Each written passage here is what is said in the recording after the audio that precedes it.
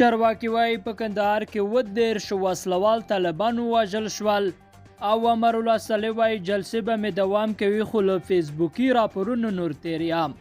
د نیوز پری چینل لیدونکو سلام ستړي مشئ په موکړې دوه مهمو خبرونو ته. افغان ځواکونو په کندهار کې د 30 وسلوالو طالبانو د وژلو ادعا کوي. له کندهار د ګډو ځواکونو په اعلامیه کې چې د چهارشنبه په ورځ خبره کړې راغلی چې په 13 ساعتونو کې د ژړۍ، میوند، ارغنداب، پنجوي، ارغستان او ډنډ په ولسوالیو کې د پلیو او هوایي بریدونو پر مهال د طالبان وژل شوي. د هغوی 4 پټنو ځایونه له منځه تللي دي او یو شمېر تجهیزات هم ویجاړ شوي دي. افغان ځواکونه وایي چې دوی ته تلفات نه دي اوښتي. طالبانو په دې اړه تر اوسه رسنیو ته څه نه دي ویلي. او د ولسمشر لومړی مرستیال امر الله صالح چې له شاوخوا 2 میاشتو راهیسې د کابل د امنیت مسؤل دی وایي د شپږ نیمو جلسې به دوام کوي خو له دې وروسته به یې راپورونه پر فیسبوک نه خپروي.